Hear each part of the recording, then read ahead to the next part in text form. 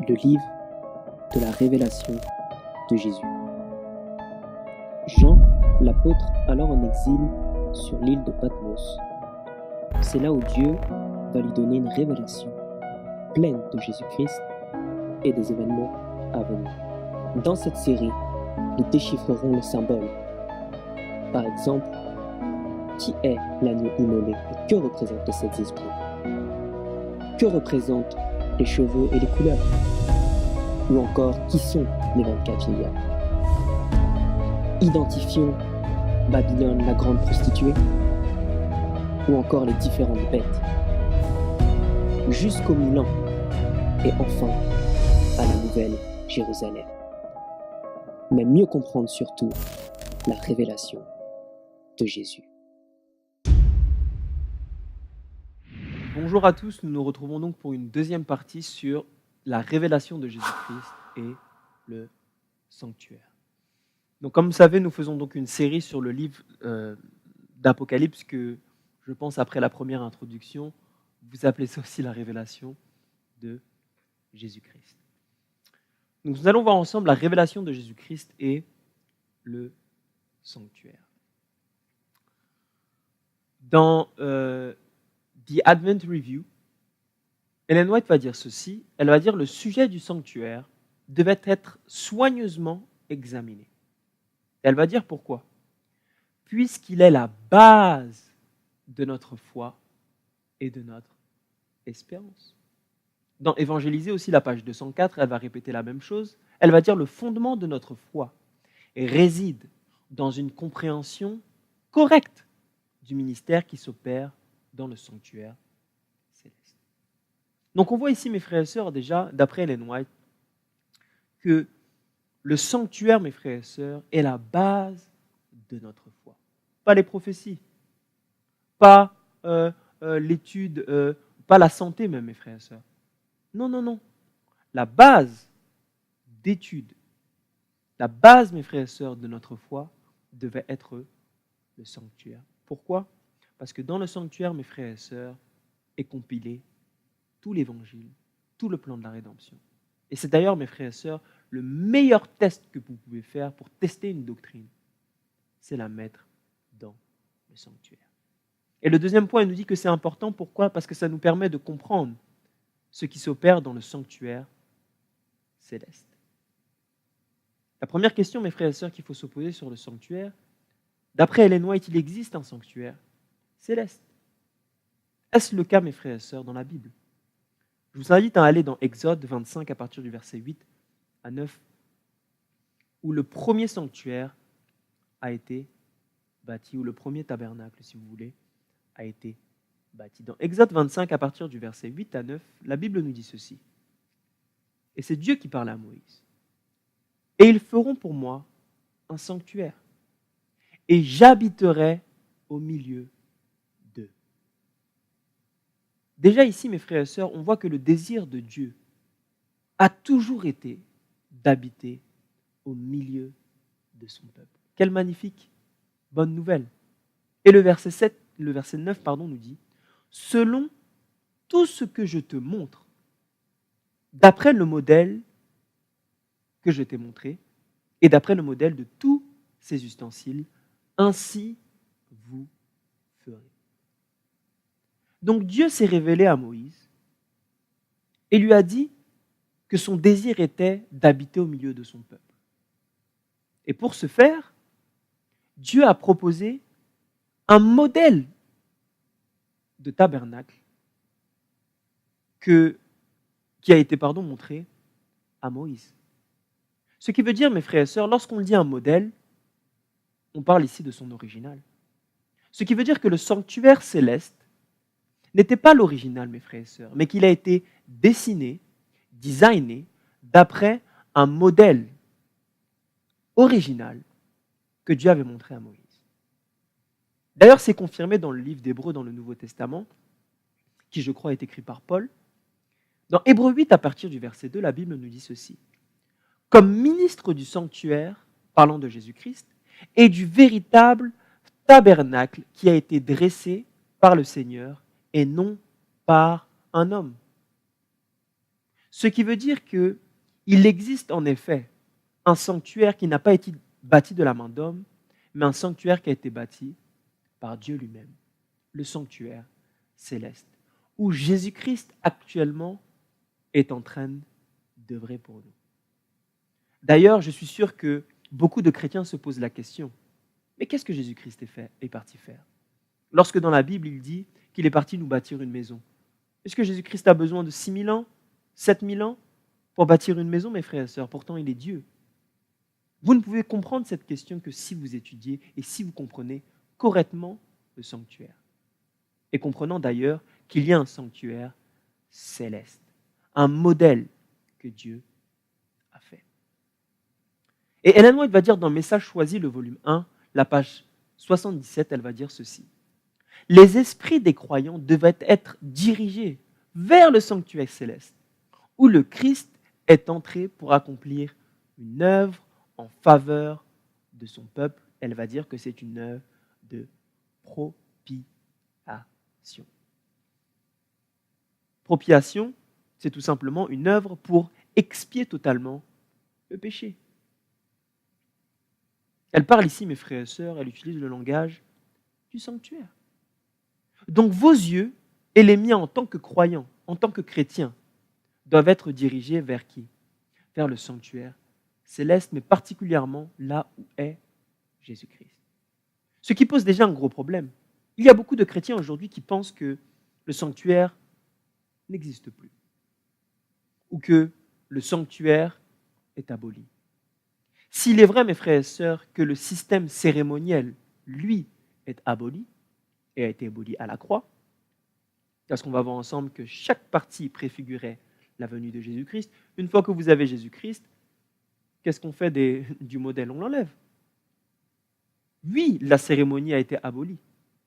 Par contre, le système, lui, n'est pas aboli, puisqu'il existe dans le ciel un sanctuaire céleste. Et Jésus-Christ actuellement est en train de faire l'appropriation des péchés pour vous et moi. Mais il nous faut, mes frères et sœurs, fixer nos yeux sur lui.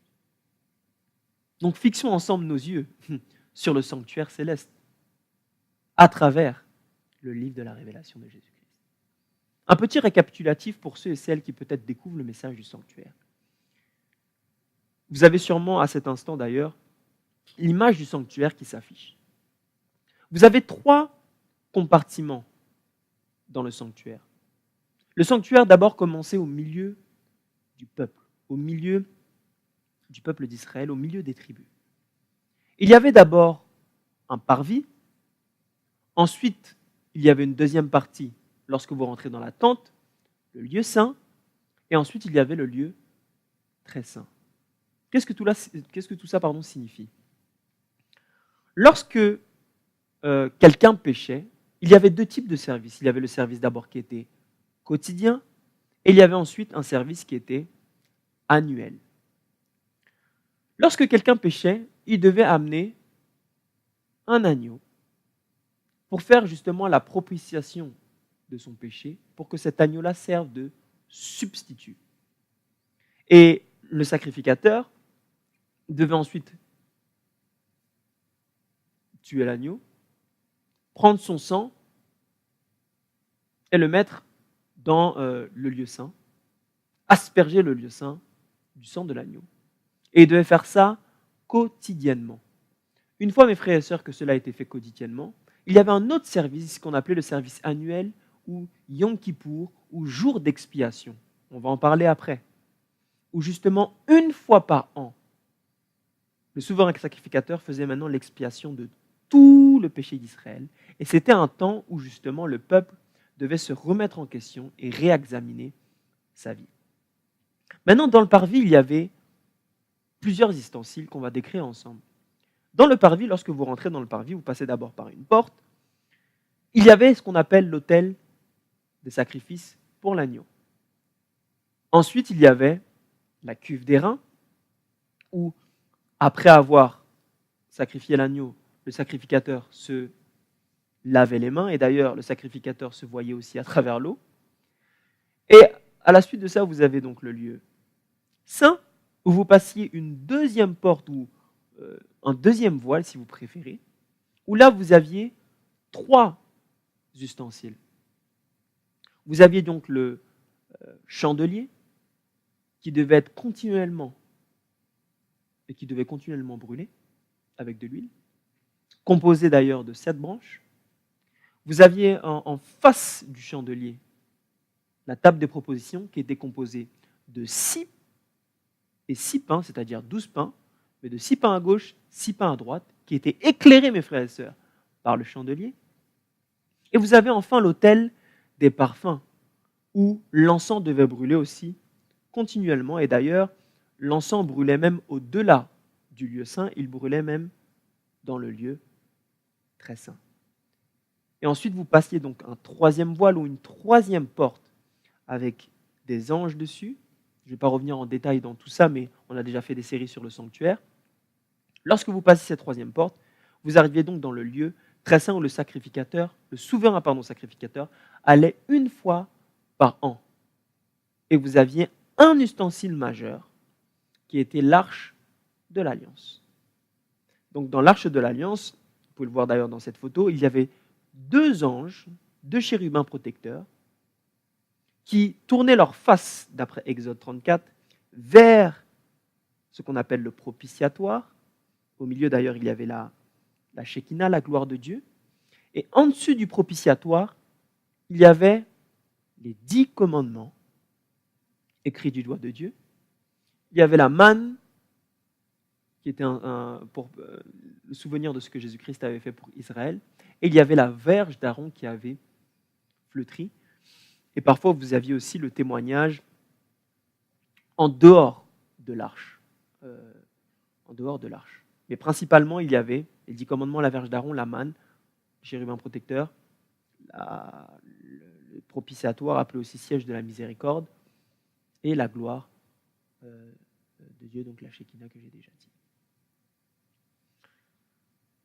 Donc ça, c'était juste un petit récapitulatif pour vous. Si vous voulez étudier le sanctuaire en profondeur, je vous invite d'ailleurs à regarder plusieurs séries et plusieurs vidéos qui ont été faites sur le sanctuaire de notre ministère. Maintenant, pourquoi le sanctuaire ? Pourquoi Jésus-Christ nous dit que la base de notre foi, c'est le sanctuaire ? Pourquoi devrions-nous porter nos regards sur le sanctuaire céleste ? Pourquoi est-ce si important, mes frères et sœurs, et pourquoi d'ailleurs Satan met un zèle particulier pour qu'on dise que le système du sanctuaire est aboli, que le sanctuaire céleste n'existe pas, que le sanctuaire c'est tout le ciel, que le voile a été déchiré, etc.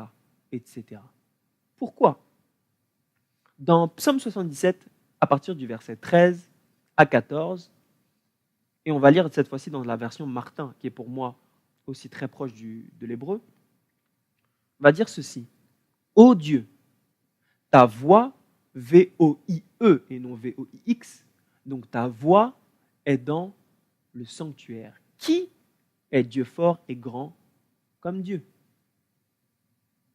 Donc ici, on nous parle du sanctuaire et on nous dit que la voix de Dieu, V-O-I-E, est dans le sanctuaire. C'est-à-dire que si vous voulez aller à Jésus-Christ ou si vous voulez rencontrer Dieu, il faut que vous empruntiez cette voie, c'est-à-dire dans le sanctuaire. Le sanctuaire nous décrit, mes frères et sœurs, le chemin qui mène à Dieu. D'ailleurs, il est intéressant de noter, mes frères et sœurs, que le mot chemin ici, ou le mot voie, c'est le mot derek en hébreu, qui signifie chemin ou voyage.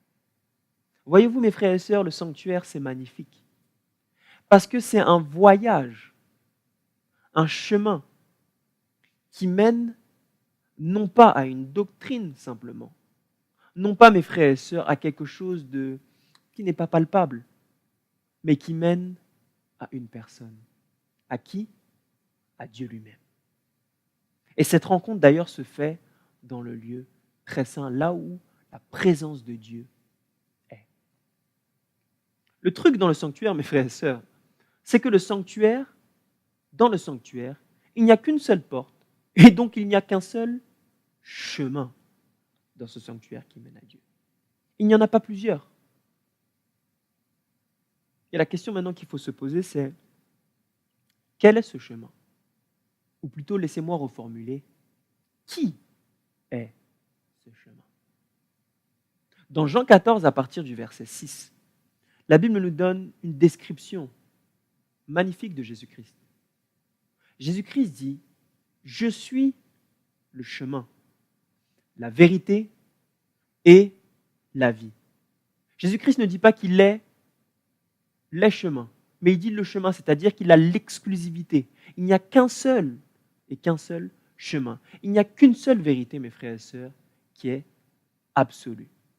Et il n'y a qu'une seule vie, mes frères et sœurs, la vie qui est en Jésus-Christ. Le chemin, mes frères et sœurs, qui est décrit dans le sanctuaire, il semblerait que le sanctuaire révèle aussi Jésus-Christ. La réponse est oui. Parce que la Bible nous dit dans Malachie 3, le verset 6, et dans Hébreux 13, le verset 8, que Dieu ne change pas. Et Dieu n'est pas un homme, mes frères et sœurs, pour mentir. Le sanctuaire révèle Jésus-Christ. Déjà, le sanctuaire, mes frères et sœurs, était, on l'a vu ensemble, au milieu du camp. Quel est le rapport avec Jésus-Christ? Dans Jean 1, à partir du verset 14, on nous parle de celui qui s'est fait chair et qui est venu habiter au milieu de son peuple. Parlons de Jésus-Christ, la parole de Dieu, qui est venu et qui s'est faite chair, Dieu avec nous, Emmanuel. Donc d'entrée de jeu, il semblerait, mes frères et sœurs, qu'on nous parle de qui? De Jésus-Christ. Ensuite, vous avez le schéma qui s'affiche sur votre écran. Il y avait une seule porte par laquelle vous deviez passer. Vous ne pouvez pas escalader d'ailleurs le sanctuaire parce que c'était hyper grand. Je crois que c'était 7 coudées ou quelque chose comme ça. Vous devez absolument passer cette porte-là. Et qu'est-ce qu'on nous dit parlant de Jésus-Christ? On dit que Jésus-Christ, dans Jean 10 à partir du verset 9, Jésus-Christ est la porte. Mais est-ce que le sanctuaire s'arrêtait là? Il y a beaucoup de gens qui s'arrêtent là, à la porte. Mais il y avait l'autel des sacrifices, on devait sacrifier quoi? L'agneau. Qui est l'agneau dans la Bible, mes frères et sœurs? Dans Jean 1, à partir du verset 29, on décrit Jésus-Christ comme étant l'agneau. Voici l'agneau qui ôte les péchés du monde. Ensuite, il y avait un autre ustensile dans les parvis. C'était quoi? La cuve d'airain où il y avait de l'eau, où l'eau était mélangée au sang. Dans Jean 14, à partir du verset 14, on décrit Jésus-Christ lorsque Jésus-Christ a cette entrevue avec la Samaritaine, la femme samaritaine. Et il va lui dire concrètement qu'il est l'eau de vie, mes frères et sœurs. Il est cette eau dont elle a besoin et dont elle n'aura plus jamais soif. Donc Jésus-Christ n'est pas seulement la porte, Jésus-Christ n'est pas seulement l'agneau qui ôte les péchés du monde, mais Jésus-Christ est aussi quoi? L'eau de vie. Mais est-ce que le sanctuaire s'arrête là, mes frères et sœurs? Non. Vous deviez passer par un autre voile. Et on avait quoi? La table de pain de proposition. 6 pains d'un côté, 6 pains de l'autre. Il est intéressant de noter, mes frères et sœurs, que dans Jean 6, à partir du verset 35, Jésus-Christ dit qu'il est le pain de vie. Donc lorsqu'on parle du pain dans la Bible, le pain de proposition devait représenter Jésus-Christ, devait représenter la parole de Dieu. Mais vous ne voyez pas quelque chose, mes frères et sœurs? Il y avait 6 pains à gauche et 6 pains à droite. Donc 12 pains au total, mais séparés, 6 à gauche, 6 à droite. Si Jésus-Christ est la parole de Dieu, vous ne voyez pas quelque chose? Dans le livre de la Bible, qui est la parole de Dieu, vous savez combien de livres il y a, mes frères et sœurs? Il y a 66 livres. Est-ce que vous pensez que c'est un hasard? Il n'y a pas de hasard dans la Bible. Jésus-Christ est simplement en train de se révéler dans le sanctuaire comme étant le chemin qui mène à Dieu.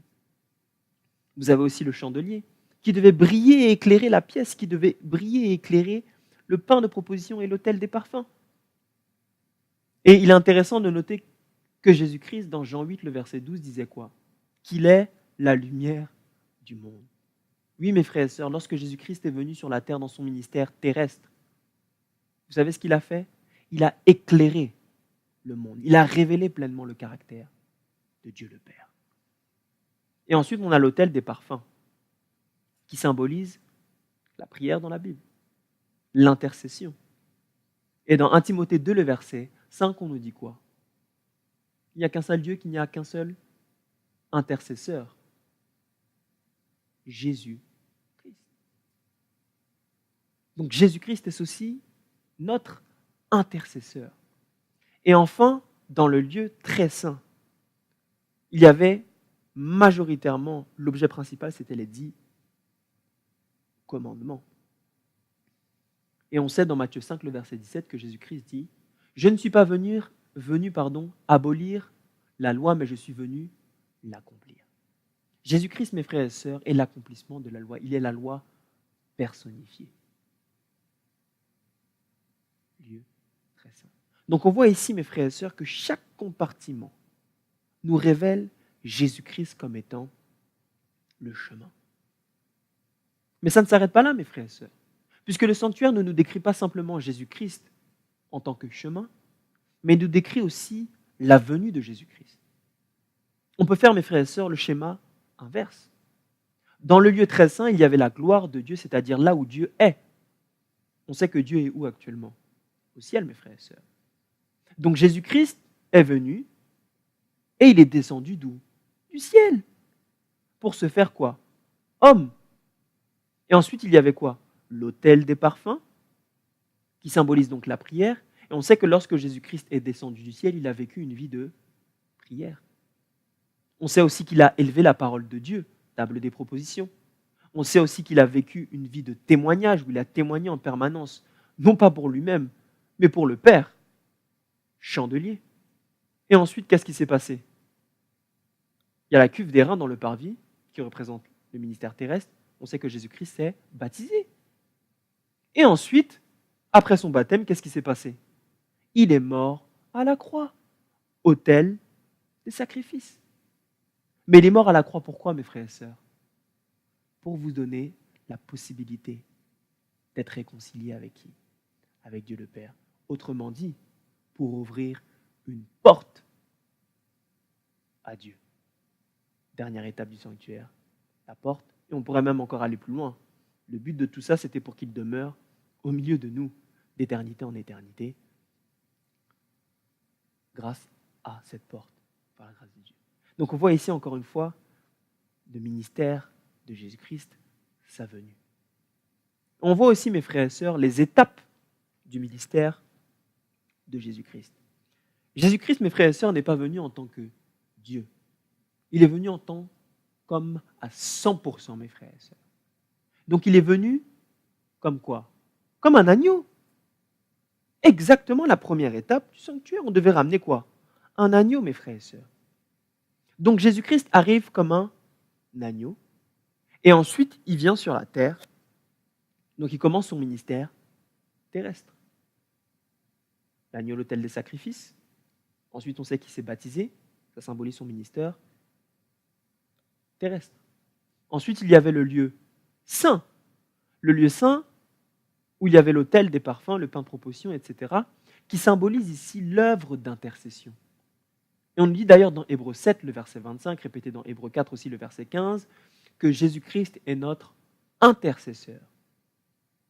Que lorsqu'il est monté après son ministère terrestre, parce que les gens se posent la question, mais où est parti Jésus-Christ après son ascension? Vous ne pouvez pas comprendre ça sans étudier le sanctuaire. Jésus-Christ est passé dans le lieu saint, d'abord avant le lieu très saint, pour commencer son œuvre d'intercession. Et enfin, il y avait le lieu très saint, où, comme une fois par an, il devait commencer l'œuvre d'expiation et de jugement, Jésus-Christ, une fois qu'il a commencé son œuvre d'intercession, est passé dans le lieu très saint. On va étudier ça ensemble à partir de 1844, ne vous inquiétez pas, pour commencer son œuvre de jugement ou de Yom Kippour ou d'expiation. Et enfin, à la fin, il va revenir, mes frères et sœurs, non pas comme un agneau, mais comme le lion de Juda, autrement dit comme un roi. On voit tout ça, mes frères et sœurs, dans le sanctuaire. Maintenant, mes frères et sœurs, on a vu ensemble que le sanctuaire révélait Jésus-Christ. Mais le livre d'Apocalypse nous révèle aussi Jésus-Christ. Ce qui veut dire, mes frères et sœurs, que si le sanctuaire révèle Jésus-Christ, mais que Apocalypse aussi est une révélation de Jésus-Christ, il est donc évident, mes frères et sœurs, et logique que le sanctuaire soit aussi révélé dans le livre d'Apocalypse. Maintenant, comment voir cela, mes frères et sœurs? On va essayer de voir ça ensemble par la grâce de Dieu. Je vous invite à aller dans Apocalypse 5 à partir du verset 6. Juste pour voir déjà, mes frères et sœurs, que le livre de la révélation de Jésus-Christ parle du sanctuaire. On pourra aller en détail sur quelques versets dès le chapitre 1, mais je le réserve ça pour la prochaine étude où on va étudier verset par verset. Vous allez voir, mes frères et sœurs, c'est très profond. On va voir déjà quelques petits points pour vous montrer que Apocalypse parle du sanctuaire. On va aller dans Apocalypse 5 à partir du verset 6. On va lire ensemble. Et je vis au milieu du trône, 4 animaux, et au milieu des anciens, un agneau qui se tenait là comme quoi? Immolé, ayant 7 cornes et 7 yeux, qui sont les 7 esprits de Dieu envoyés sur toute la terre. Donc on voit ici, mes frères et sœurs, que la Bible nous parle d'un agneau dans le livre d'Apocalypse. L'agneau, c'est quel langage ici? Le langage du sanctuaire, donc l'autel des sacrifices. Après, on avait quoi? La cuve? La cuve d'airain. Vous n'avez pas remarqué, mes frères et sœurs, que le livre d'Apocalypse parle tout le temps de la mer de glace, la bête qui sort de la mer, l'eau qui symbolise les nations, etc. C'est quel langage ça, mes frères et sœurs? Le langage du sanctuaire. Vous pouvez lire d'ailleurs Apocalypse 17 à partir du verset 15, qui parle justement de l'eau qui symbolise les nations. Donc, on voit ici quoi? La cuve d'airain. Maintenant, on va aller dans Apocalypse 2, le verset 17, parce que le sanctuaire ne s'arrête pas là. Le sanctuaire ne s'arrête pas au parvis, mes frères et sœurs. Il faut aller dans le lieu saint. Apocalypse 2, à partir du verset 17, la Bible nous dit ceci.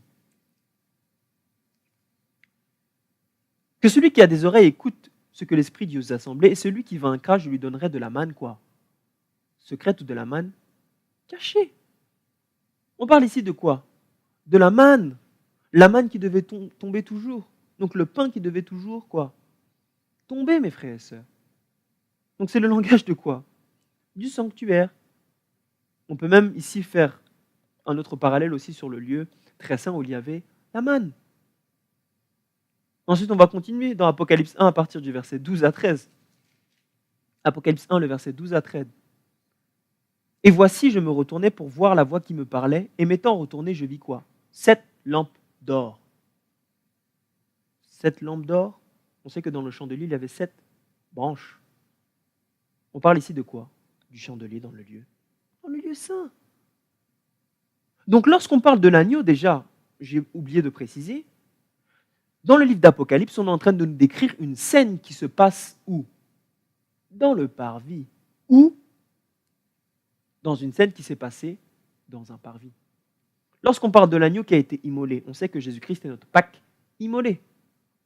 Il semblerait qu'on nous parle du sanctuaire terrestre, donc du ministère de Jésus-Christ sur la terre, dans le parvis. Lorsqu'on parle de la manne cachée, du chandelier, on décrit des scènes qui se passent où théoriquement? Dans le lieu saint. Ensuite, on a dans Apocalypse 8, on va voir ensemble, Apocalypse 8,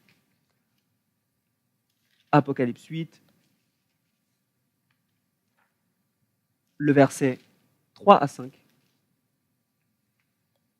3 à 5, on va commencer à partir du verset 2. Et je vis les 7 anges qui se tenaient devant Dieu, et il leur fut donné 7 trompettes. Et un autre ange vint et se tint debout, quoi? L'autel, ayant un encensoir d'or, et beaucoup de parfums lui furent donnés. pour donner efficacement, pour exaucer efficacement les prières de tous les saints sur l'autel d'or qui est devant le trône. Et la fumée des parfums monta avec les prières des saints, etc., etc. D'ailleurs, c'est un texte pour prouver que l'autel des parfums symbolise la prière ou l'intercession. Donc on voit ici l'autel des parfums. Donc il semblerait vraiment que le sanctuaire soit révélé véritablement dans le livre de la révélation de Jésus-Christ. Et enfin, mes frères et sœurs, après l'autel des parfums, on a donc le lieu très saint où il y avait principalement quoi? L'arche de l'Alliance. Et dans Apocalypse 11, à partir du verset 19, la Bible nous dit « Et le temple fut ouvert ». Entre guillemets, donc il y a un sanctuaire céleste puisque le temple fut ouvert. Et on nous dit que Jean vit quoi? Il vit l'arche de l'Alliance. Donc on voit ici, mes frères et sœurs, je vous ai simplement montré quelques versets pour vous montrer qu'il semblerait vraiment, mes frères et sœurs, encore une fois, que le livre d'Apocalypse est aussi le langage du sanctuaire. Maintenant, c'est vrai qu'en voyant tous ces petits points-là, ça peut ne pas avoir un sens, mes frères et sœurs. Mais on va voir que dans la Bible, Dieu est un Dieu d'ordre.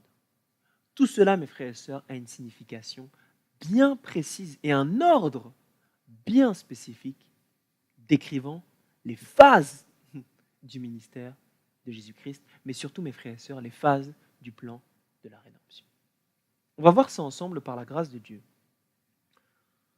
On va aller d'abord dans Apocalypse 4 et Apocalypse 5, que je ne vais pas lire, mais que je vous invite, mes frères et sœurs, à lire. Dans Apocalypse 4 à Apocalypse 5, c'est la phase que j'ai appelée la phase d'inauguration.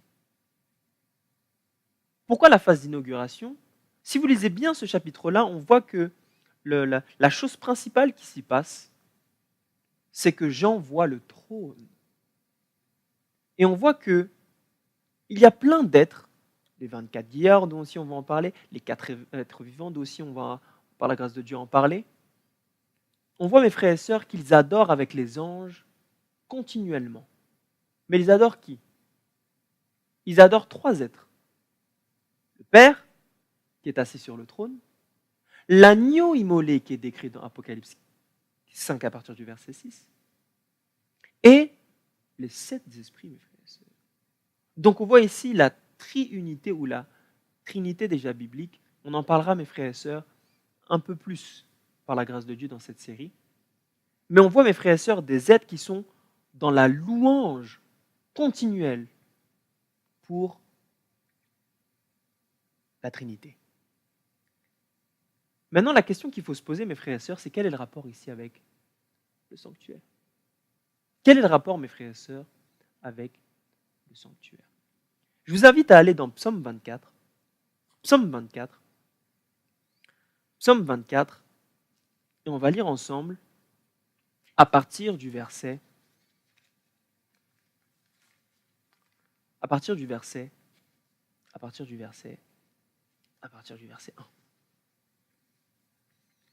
Psaume 24. Psaume 24, à partir du verset 1.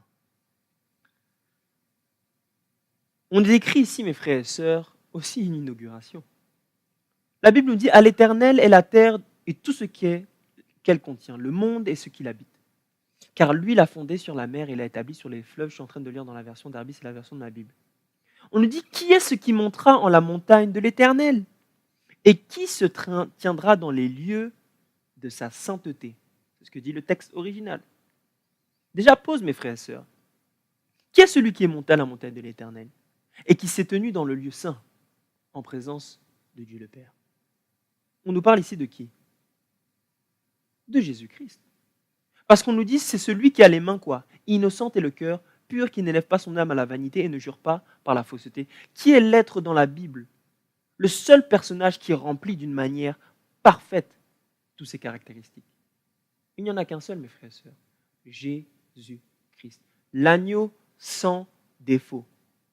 Celui qui avait, mes frères et sœurs, le cœur pur, les mains innocentes. On nous parle ici de Jésus-Christ et aussi d'une manière prophétique des 144 000 dans lequel aussi il ne s'est trouvé aucune injure, aucun mensonge. Ceux qui auront par la grâce de Dieu eu la victoire sur le péché, ici sur la terre, et qui ne vont pas mourir, qui vont voir Jésus-Christ directement. Mais ici, on nous parle de quoi? De Jésus-Christ. Et regardez bien le verset 5. On nous dit, il recevra une bénédiction de l'Éternel et justice du Dieu de son salut. Le verset 7, on nous dit quoi? Porte et levez vos linteaux. Qui est ce roi de gloire? C'est l'Éternel, fort et puissant, l'Éternel puissant dans la bataille. Donc on voit ici, mes frères et sœurs, l'inauguration qui se passe aussi dans le lieu où? Dans le lieu saint, où Jésus-Christ vient. Vous ne voyez pas un parallèle entre Apocalypse 4 et Apocalypse 5?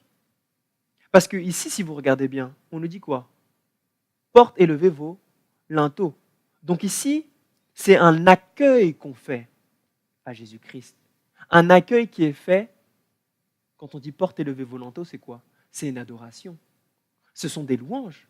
Exactement ce qui se passe dans le chapitre 4 et dans le chapitre 5 de Apocalypse, où on décrit les quatre êtres vivants, les 24 vieillards et les anges qui adorent continuellement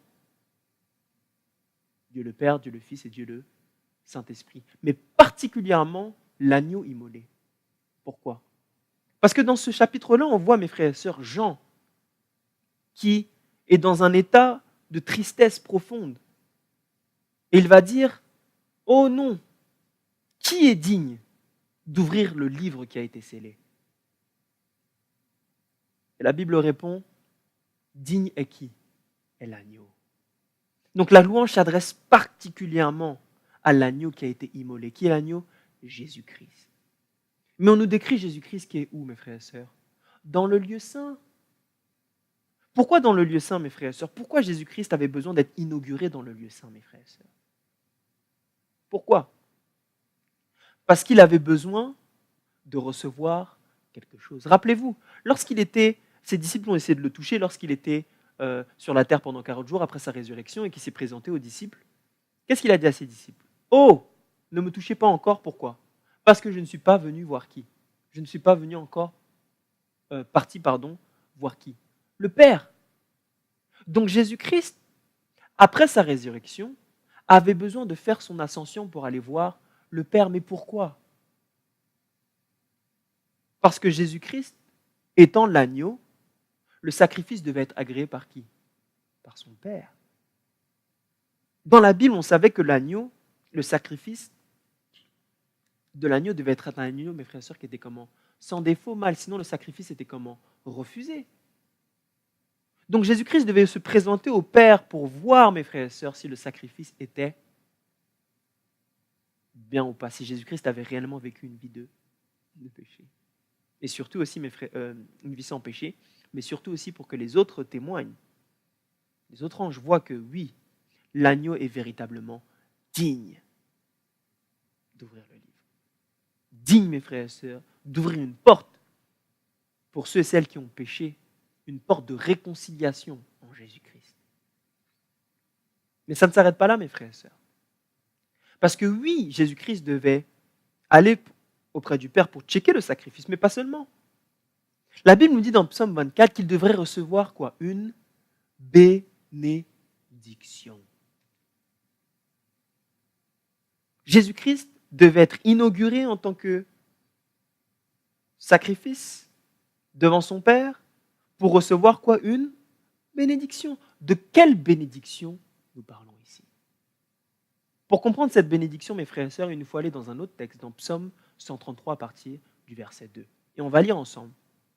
On nous dit, c'est comme l'huile précieuse qui est répandue sur la tête, descend sur la barbe d'Aaron, qui descend où? Sur le bord de ses vêtements, c'est-à-dire où? Sur son corps.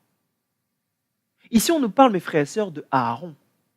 Aaron, ici, est un type de Jésus-Christ, puisque Aaron était le souverain sacrificateur dans le sanctuaire. Et on sait que Jésus-Christ est notre souverain sacrificateur. Hébreux 4, le verset 15. Mais on nous dit qu'à un moment donné, l'huile va être quoi? Sur sa tête d'abord, et ensuite ça va être quoi? Sur sa barbe, et ça va déborder sur quoi? Sur ses vêtements. Que symbolise l'huile, mes frères et sœurs, dans la Bible? On l'a vu dans le sanctuaire, le chandelier. Lorsque la Bible dit dans Ésaïe 66, on nous dit qu'il a été oint, parlant du Messie, qui veut dire d'ailleurs aussi loin. On oignait comment à l'époque, mes frères et sœurs, avec quoi? De l'huile. Qui symbolisait quoi? L'esprit. C'est pour ça que la Bible dit dans Ésaïe 61, tu m'as oint, et l'esprit de l'Éternel fut quoi? Fut sur moi. Donc l'huile dans la Bible symbolise quoi? Le Saint-Esprit. Donc l'huile qui est d'abord sur la tête de Aaron et qui ensuite déborde sur sa barbe et sur ses vêtements, on parle de quoi? Du Saint-Esprit. Vous savez, mes frères et sœurs, que lorsque Jésus-Christ s'est fait inaugurer, il a reçu cette bénédiction encore du Saint-Esprit, mes frères et sœurs. Ça colle exactement avec Apocalypse 5 à partir du verset 6. On va relire. Et je vis au milieu du trône des 4 animaux et au milieu des anciens un agneau qui se tenait là comme immolé, ayant quoi? 7 cornes et 7 yeux qui sont quoi? Les 7 esprits de Dieu envoyés sur toute la terre. On voyait que Jésus-Christ, lorsqu'il était dans le lieu saint, qu'est-ce qui s'est passé? Il avait quoi? Les 7 esprits. Il a reçu donc quoi? La bénédiction de qui? De son Père. Parlant du Saint-Esprit. Et on nous dit que les 7 esprits ont été envoyés sur la terre. Qu'est-ce qui a été envoyé sur la terre, mes frères et sœurs? Le Saint-Esprit. Les 7 esprits, mes frères et sœurs, qui sont décrits dans Ésaïe 11. Si vous comptez, je vous invite à compter d'ailleurs à partir du verset 1.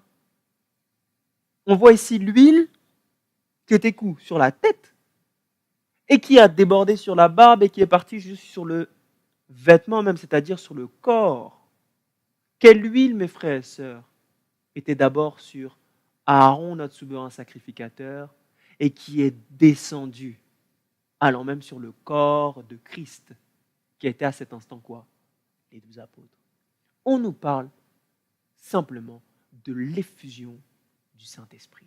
Les 7 esprits, 7 c'est la plénitude. La plénitude du Saint-Esprit est descendue lorsque Jésus-Christ a été inauguré dans le lieu saint. Mes frères et sœurs, vous ne pouvez pas comprendre que Jésus-Christ est parti dans le lieu saint sans étudier quoi? Le sanctuaire.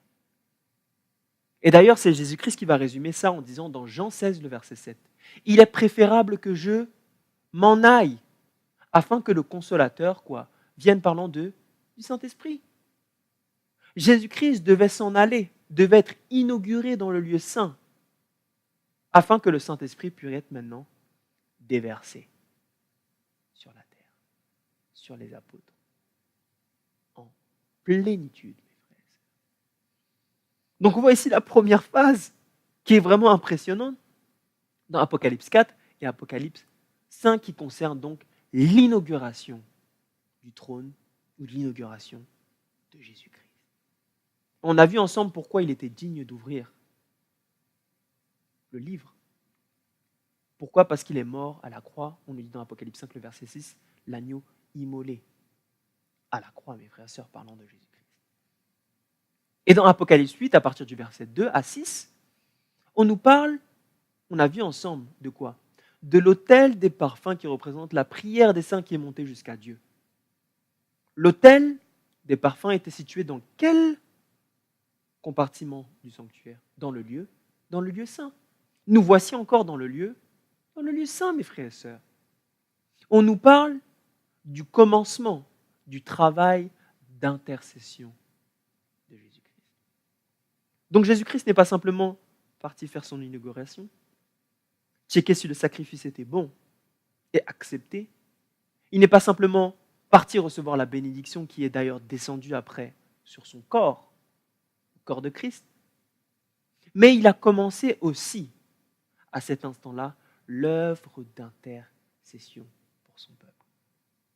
Et c'est Hébreux 4, pardonnez-moi, qui dit encore ça dans le verset 15. Nous n'avons pas un souverain sacrificateur qui ne peut compatir à nos faiblesses. On parle de Jésus-Christ, le souverain sacrificateur, qui intercède en faveur du pécheur. Donc on voit ici le début de l'œuvre de l'intercession.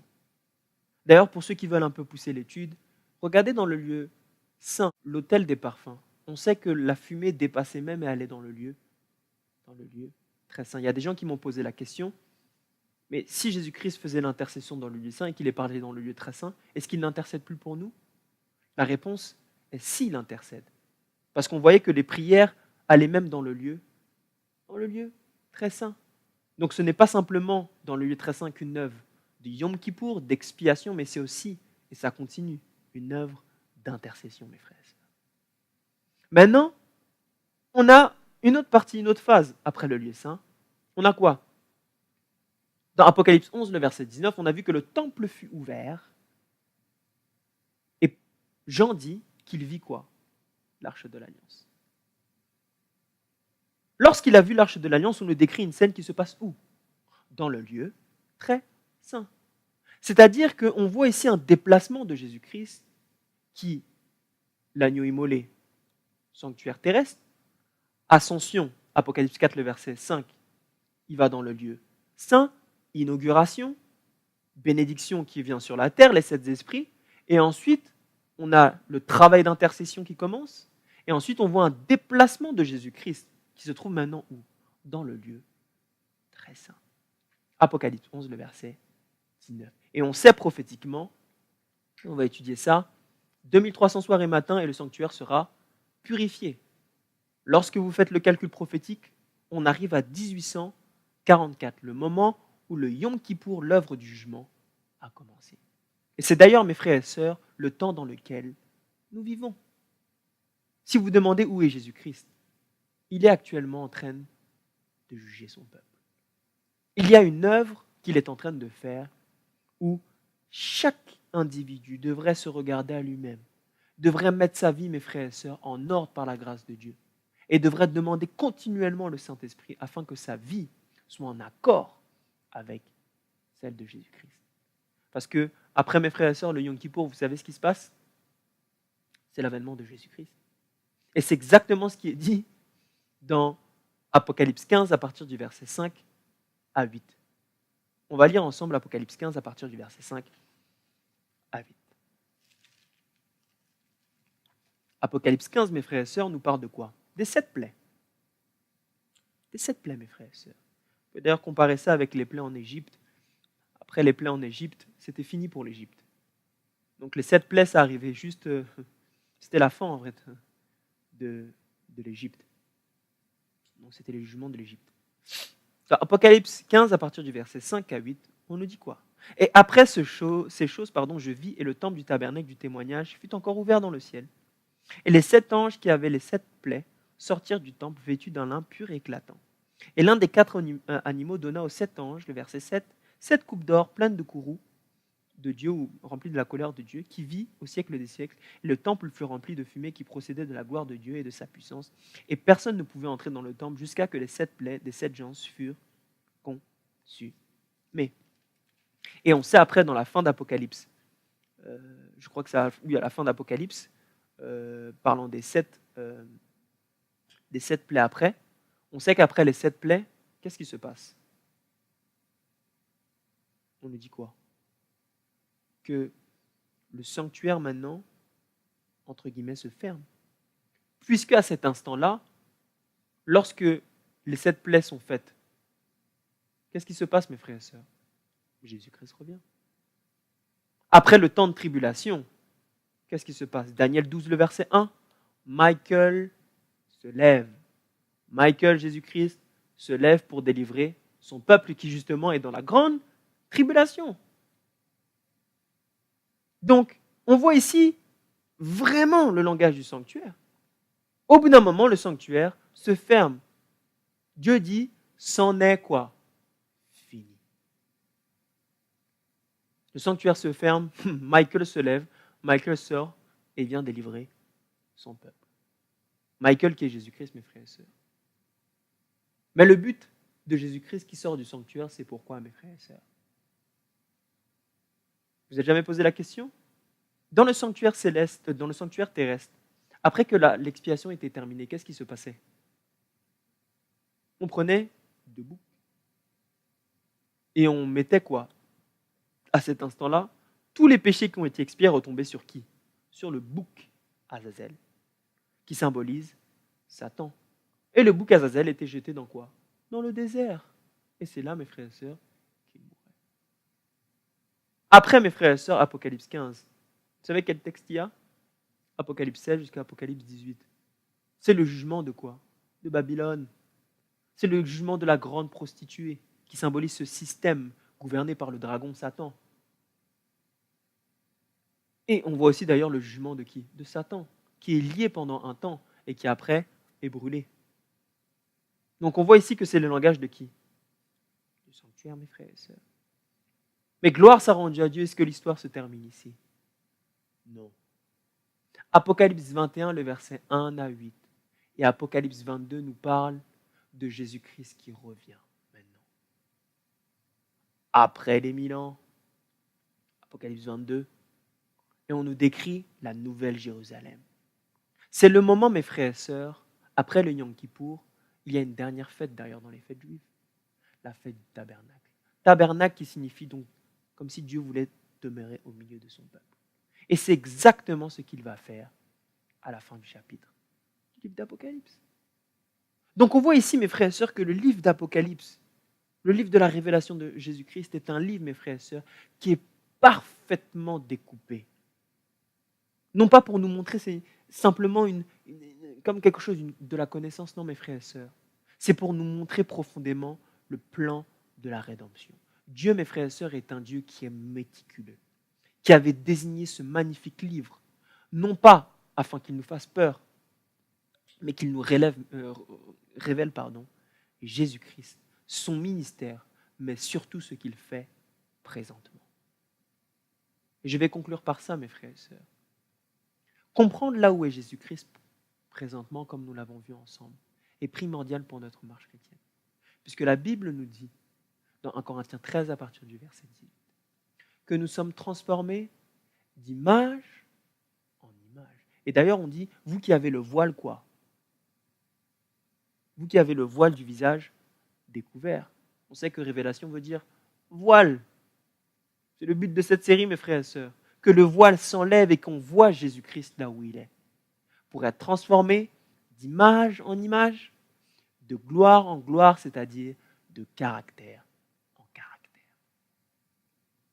Oui, mes frères et sœurs, Jésus-Christ est un Dieu qui désire que vous et moi nous soyons transformés par la grâce de Dieu. Donc, nous avons terminé avec cette partie sur le livre d'Apocalypse et le sanctuaire. Je vous invite véritablement à étudier le sanctuaire en profondeur parce qu'il y a beaucoup plus. Mais ça, mes frères et sœurs, c'était simplement des pistes pour que vous, par la grâce de Dieu, vous étudiez pour vous-même et qu'à votre tour, vous partagiez ce message. Que Dieu vous bénisse.